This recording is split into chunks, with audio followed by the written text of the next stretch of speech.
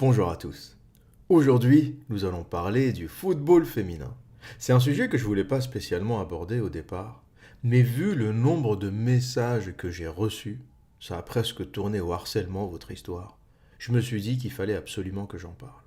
Qu'est-ce que je pense du football féminin? Alors, au risque de décevoir certains d'entre vous, je ne pense pas grand-chose du football féminin. Je trouve que c'est juste des nénettes qui jouent au football et qu'il n'y a rien de particulier à part des nénettes qui jouent au football. C'est comme des nénettes qui joueraient au basketball, au handball, au tennis. Et je dois dire qu'en gardant, j'ai été agréablement surpris, tout d'abord par la tenue des joueuses. Alors, la tenue au sens propre et au sens figuré. La tenue, tout d'abord, les maillots, j'ai été agréablement surpris de voir qu'il n'y a pas eu volonté de féminiser les maillots de football. C'est un peu des maillots confortables comme ceux des hommes, parce qu'on aurait pu être tenté de féminiser les tenues avec le nombril à l'air, un short un peu serré, un haut un peu serré pour dire voilà, en fait on a tendance à un peu trop sexualiser les femmes et le risque ça aurait été un peu de faire ça avec le foot. Et du coup je me suis dit alors c'est peut-être la fédération qui a imposé ça, mais c'est assez bien d'avoir des codes du football qui ne sont pas changés et des femmes qui jouent avec des maillots qui sont des maillots standardisés qu'utilisent les hommes et les femmes pour les matchs de foot. Et du coup, ces maillots-là qui ne sont pas sexualisés, c'est des maillots qui font que quand les femmes jouent, tu ne t'intéresses pas spécialement à leur physique. Elles jouent et t'as pas le focus. T'imagines les mêmes femmes qui jouaient avec des tenues beaucoup plus féminines, avec un bas un peu plus serré, un nombril à l'air, un haut un peu plus serré. T'aurais complètement tué l'esprit ou l'idée du sport ou du match parce que tout le monde aurait focalisé sur la dégaine des meufs, si elles sont bien gaulées, si elles sont moins bien gaulées, et t'oublies complètement en fait l'objet qui est la partie de football, qui est le sport, qui est le jeu. Donc ça a été une bonne surprise. Et je me dis que j'ai regardé quelques extraits, et quand je regarde un extrait de match féminin, je regarde vraiment les gonzesses en train de jouer. À aucun moment je vais focus sur une telle est mieux foutue que l'autre. Et ça, je pense que c'est tout à l'avantage de ce sport, tout à l'avantage du sport féminin, que de rester dans l'esprit du sport et de ne pas dévier, comme ça peut arriver souvent, vers une sexualisation. Ça, c'est la première chose. La deuxième, en parlant de la tenue, c'est la tenue, la façon dont les joueuses se tiennent sur le terrain. J'étais assez impressionné, surtout en voyant l'équipe d'Angleterre, l'équipe de Norvège jouer. J'avais l'impression de voir jouer la famille Ingalls, au sens où les joueuses pas toutes, mais 90% des joueuses sont bien coiffées, les cheveux attachés. Il n'y a pas de cheveux bleus, violets, orange. Il n'y a pas de crâne rasé, il n'y a pas de tatouage. Les joueuses sont toutes à 95% très féminines. Et je serais assez intéressé, et ce serait une étude intéressante à faire, de connaître le milieu socio-professionnel de ces femmes-là. Je pense qu'on découvrira que c'est souvent des femmes éduquées, qui ont fait des études universitaires, ou qui ont appris à jouer au football à l'université, ou qui sont issues peut-être de milieux traditionnels où c'est le père ou le frère qui les a initiés au football. Et encore une fois, en voyant l'équipe d'Angleterre ou de Norvège jouer, j'ai l'impression de voir les filles de la famille Ingalls sur le terrain. C'est la pure WASP, la White Anglo-Saxon Protestant, bien coiffée, les cheveux tirés à quatre épingles, qui joue au football. Et pour le coup, pour tout vous dire, je trouve pas ça dégueulasse. Je trouve pas ça dégueulasse à regarder. J'ai pas regardé des rencontres entières parce que, un, j'ai pas le temps, et deux, je suis pas spécialement fan de football. Je regarde le football une fois tous les 4 ans, le football masculin une fois tous les 4 ans, et à l'occasion de la Coupe du Monde. Tout ce qui se passe entre temps, ça m'intéresse pas spécialement. Je n'ai ni l'envie ni le temps de le faire. Mais j'ai regardé quelques extraits pour préparer cette vidéo, et j'ai regardé quelques extraits de matchs, des extraits mis à disposition par la FIFA sur YouTube. Et c'est pas dégueulasse à regarder, quoi. C'est pas dégueulasse. C'est des filles plutôt jolies, qui présentent bien, qui courent derrière un ballon. C'est aussi simple que ça. Et j'espère que je vais pas en décevoir beaucoup d'entre vous. J'ai absolument rien de négatif à dire au sujet des joueuses. Maintenant, le deuxième volet de cette vidéo, qui va être un peu plus incisif, c'est plutôt ce qu'en font les journalistes. Et comment le système féminisé et féministe reprend la Coupe du Monde ou se sert de la Coupe du Monde pour servir sa cause. Et pour cela, je vais vous parler d'un article de Marianne qui titre « Coupe du Monde de foot, et si les féministes cessaient de toujours comparer les joueuses aux mecs ?» Ce qui est agaçant par rapport au football féminin, c'est l'exploitation qu'en font les médias et l'exploitation qu'en font les féministes. Et je continue à vous lire Marianne qui nous dit « Paradoxe de cette Coupe du Monde de foot féminin, ce sont les féministes autoproclamées qui ramènent sans cesse les joueuses à leur homologue masculin.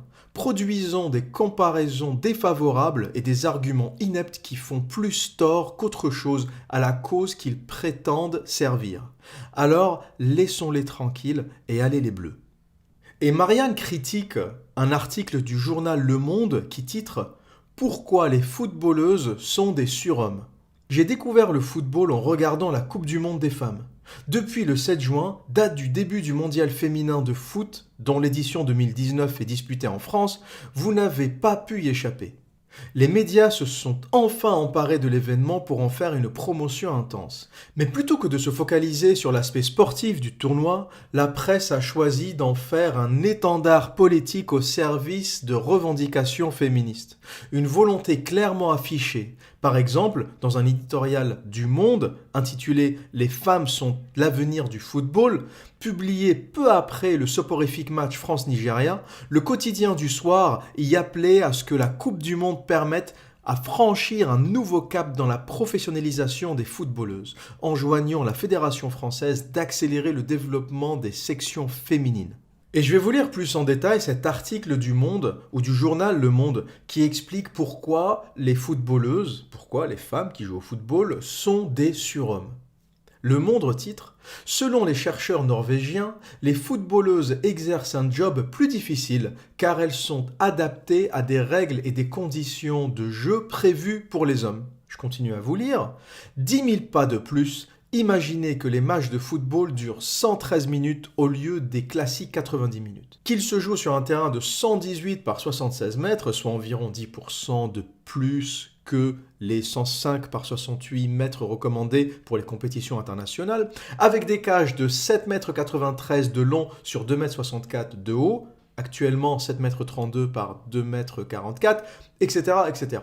Cela vous paraît aberrant, c'est pourtant l'équivalent de ce que réalisent nos bleus femmes, et les autres équipes engagées dans le mondial féminin en s'adaptant à des conditions de jeu et à des règles prévues pour les hommes. Donc Le Monde nous explique que les femmes sont des surhommes parce qu'elles jouent au football avec des terrains et des dimensions faites pour les hommes et avec des règlements faits pour les hommes. Et donc ils disent que forcément les femmes qui courent sur ces plus grands terrains en étant plus fragiles que les hommes déploient plus d'efforts et donc sont plus fortes que les hommes. Bon, dans la réalité on va comprendre que les hommes courent beaucoup plus vite, que les matchs sont beaucoup plus intenses et que même si les matchs durent 90 minutes pour les deux, l'énergie et la calorie que déploie l'homme au cours de ce match n'a rien à voir avec la calorie que va développer la femme. Mais là n'est pas la question, c'est normal, hommes et femmes sont différents, on ne va pas en parler des heures, on ne va pas en parler un siècle. C'est vraiment ces journalistes et ces journaux féminisés et les lobbies féministes qui font que ça devient un problème. À la base, un truc aussi simple que des femmes qui s'amusent en jouant au football sur un terrain, quelque chose qui n'est pas désagréable à regarder comme je l'ai dit, devient à cause de ces journalistes et à cause des médias quelque chose d'insupportable, de nauséabond, qui agace d'une façon générale. Et les féministes essayent de saisir n'importe quelle compétition, n'importe quel événement, n'importe quel tournoi pour venir y coller leur combat pour les femmes ou plutôt contre les hommes. Et on peut se demander, mais à quoi sert tout cela? Pourquoi à chaque fois qu'il y a quelque chose de naïf, de simple, comme une compétition sportive, on va avoir des femmes journalistes, des féministes, des éditorialistes qui vont en remettre des couches en nous expliquant que les footballeuses sont des surhommes, qu'elles sont supérieures aux hommes. Quel est l'intérêt derrière?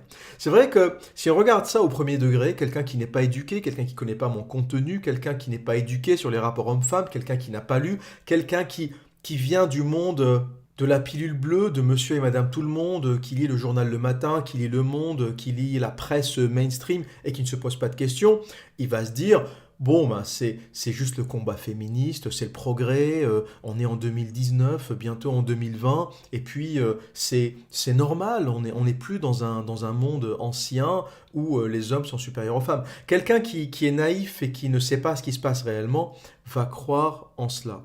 Quelqu'un qui veut un peu déchiffrer ça de façon objective avec un contenu qu'on appelle le contenu pilule rouge, qui est une façon différente de voir le monde comme il est et non pas comme on veut qu'il soit, on comprend que derrière ce lobby féministe, il y a tout simplement le marché et le capital. Je vais vous raconter une histoire que j'ai déjà racontée dans un précédent podcast, et qui est l'un des meilleurs exemples pour expliquer comment le marché et le capital utilisent le féminisme pour arriver à ses fins. Et cette histoire, c'est celle de la cigarette. L'industrie du tabac avait compris qu'elle ne pouvait pas s'affranchir de la moitié de l'humanité.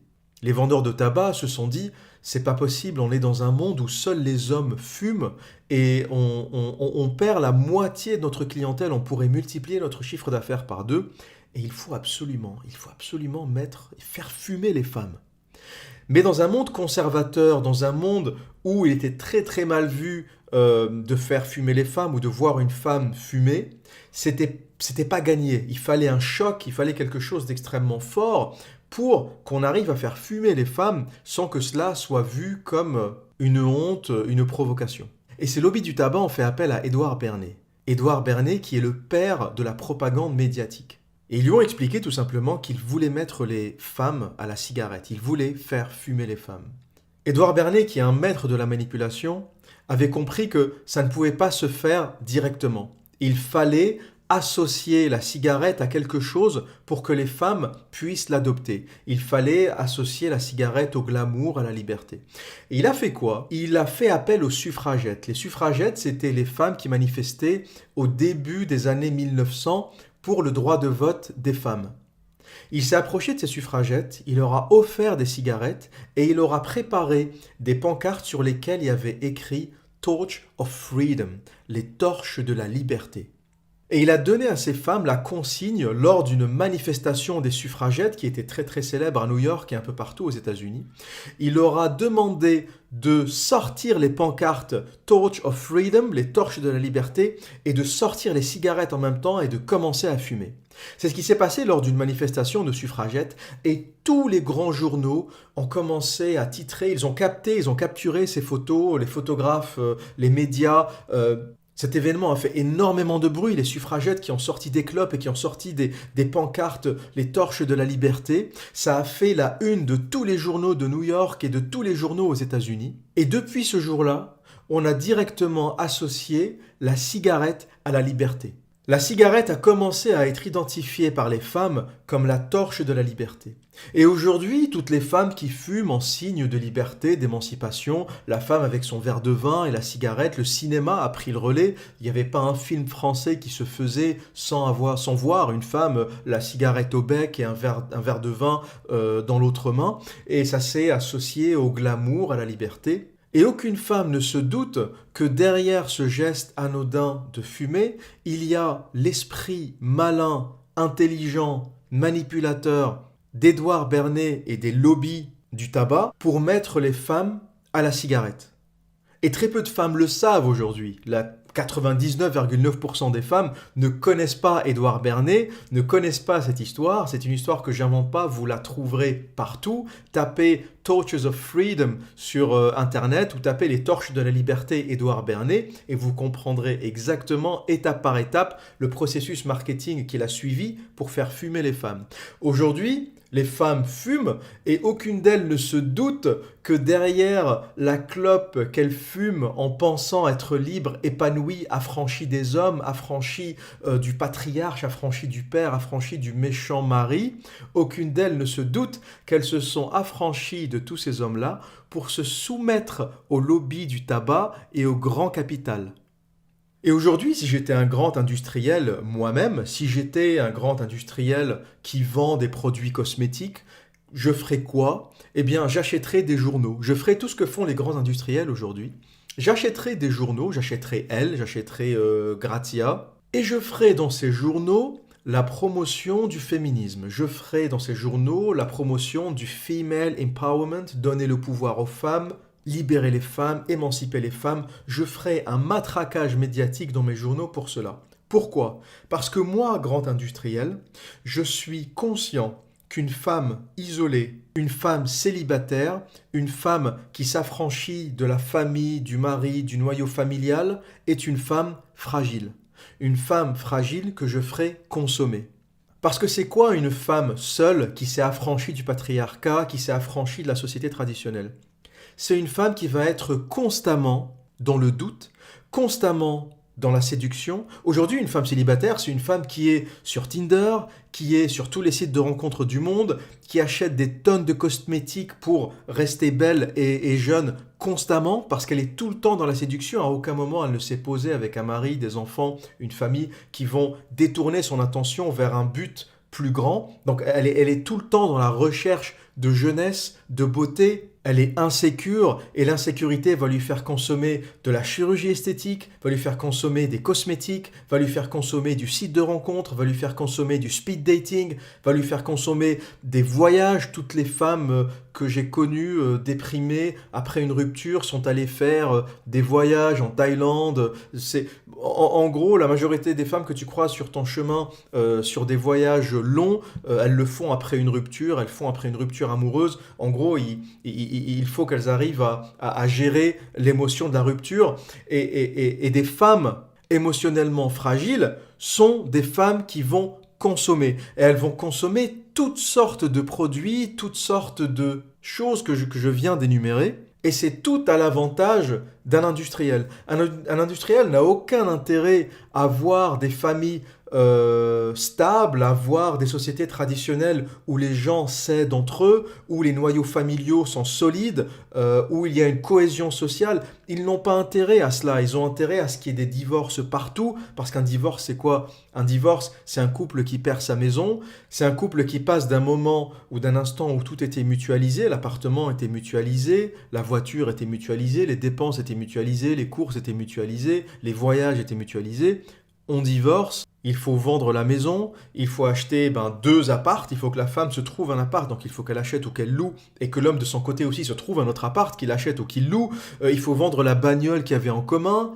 S'il y a des gamins, eh bien comme les gamins sont un coup chez le père, un coup chez la mère, eh bien il faut acheter plus de vêtements, comme ça ils ont un pyjama quand ils vont dormir chez papa et un pyjama quand ils vont dormir chez maman. En fait, la misère sociale, l'explosion de la famille, le célibat exacerbé, est un outil de consommation extrêmement puissant. Et si j'étais un industriel, je viserais constamment à provoquer tout cela. Moi, j'investirais dans les femmes, j'investirais dans les journaux, j'investirais dans les magazines pour femmes, et je ferais un matraquage pour encourager la libération de la femme, encourager sa libération sexuelle, encourager son émancipation, encourager la hausse des salaires pour les femmes, parce que les femmes sont beaucoup plus manipulables que les hommes et elles consomment beaucoup plus. D'ailleurs, on ne dit jamais l'homme de 50 ans, on dit la ménagère de 50 ans. C'est elle qui dépense. Le téléachat, les pubs, ça s'adresse à la ménagère de 50 ans. C'est la dépensière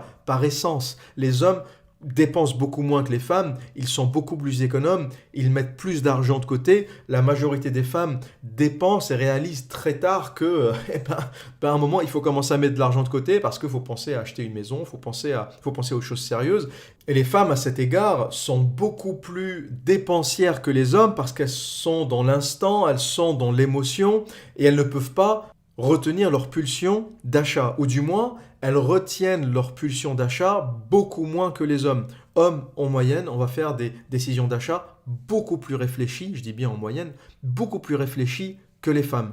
Moi, ça m'a toujours sidéré de voir ce que dépensaient les femmes en maquillage, en manucure, en coiffeur. Un homme qui va faire une coupe de cheveux, tu vas chez ton coiffeur du coin, tu as ta coupe de cheveux à, allez, maximum 20 balles, quoi. Si c'est un coiffeur un peu à la mode, 30, 35, mais c'est le maximum, genre 30 balles pour un mec, la coupe de cheveux, t'es vraiment allé chez une chaîne de coiffeurs à la mode. Mais sinon, 15-20 balles, Ta coupe de cheveux est faite, sans compter la proportion d'hommes qui perdent leurs cheveux et qui se rasent le crâne tout seul.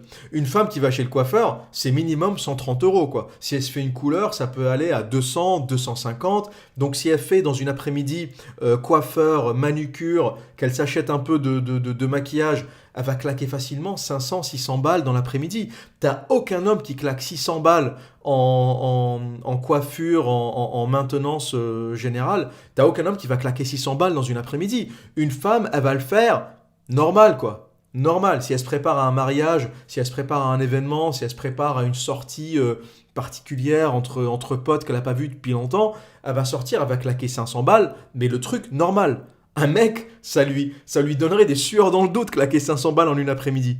Donc les femmes dépensent, et c'est pour ça que si j'étais un industriel, ben j'encouragerais l'augmentation des salaires pour les femmes, j'encouragerais l'appauvrissement des hommes pour l'enrichissement des femmes, parce que l'homme est un mauvais client. L'homme n'achète pas suffisamment. Il va acheter 2 pantalons par an, 4 chemises, et il est couvert pour l'année, tu vois. Une femme, elle va acheter des choses qu'elle ne portera jamais, il n'y a qu'à voir les soldes, aller dans la section femmes d'un magasin, pendant les soldes, c'est un carnage entre les femmes qui s'arrachent les soutifs entre elles, qui se foutent des claques dans la gueule.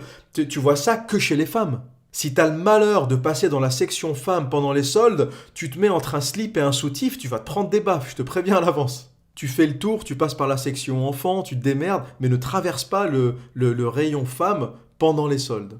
Et ça, les industriels le savent, les gens comme Édouard Bernet le savent, il y a des mecs dans des bureaux qui, du matin au soir, pensent à ça. Et moi, si j'étais industriel et que j'avais une clique d'industriels avec moi, ben, je leur dirais, les mecs, on achète des journaux, et ce qu'il nous faut, c'est des femmes célibataires, des femmes névrosées, des femmes en souffrance, des femmes qui doutent d'elles-mêmes, des femmes qui sont seules, parce que moi, je les veux sur Tinder, je veux qu'elles aillent voir le psychiatre, je veux qu'elles fassent de la chirurgie esthétique, je veux qu'elles achètent des cosmétiques, je veux qu'elle dépense, je veux qu'elle voyage, je veux qu'elle soit tellement en manque, en fragilité, qu'elle dépense jusqu'au dernier centime. Et voilà à quoi sert le féminisme, je l'ai toujours dit, c'est le cheval de Troie du capitalisme. Parce que le schéma traditionnel ne consomme pas, le schéma, la famille traditionnelle ne consomme pas suffisamment, n'est pas assez fragile psychologiquement pour aller consommer du psychiatre et de la chirurgie esthétique. Et donc, plus le féminisme jouera son rôle de cheval de Troie du capitalisme en libérant les femmes, en les fragilisant, en générant de la névrose, en les déréglant psychologiquement, plus les grands industriels feront de l'argent. Et ça, je le dirai, je continuerai de le dire, et peut-être qu'un jour, les gens et les femmes se réveilleront à cela. Quelques femmes commencent à se réveiller à cela. J'ai des messages de femmes qui me disent comprendre tout à fait ce que je dis, et qui ont déjà ouvert les yeux, et qui ont compris la désillusion du féminisme, qui ont désenchanté par rapport au féminisme, et qui ont compris qu'en réalité, elles se sont faites avoir toutes ces années, et que cette liberté, en fait, cette liberté illusoire des femmes n'a été qu'un affranchissement du patriarche, du père, de la famille, de la société traditionnelle, pour se soumettre au grand capital et aux grands industriels. En gros, le féminisme, c'est dire merde à papa pour aller mettre dans sa bouche la cigarette d'Édouard Bernet. Tu ne le sais peut-être pas, mais t'as dit merde à papa et t'as sucé Bernet. Voilà pour aujourd'hui. Et que dire d'autre ? Eh bien, comme à mon habitude, prenez soin de vous et à très bientôt.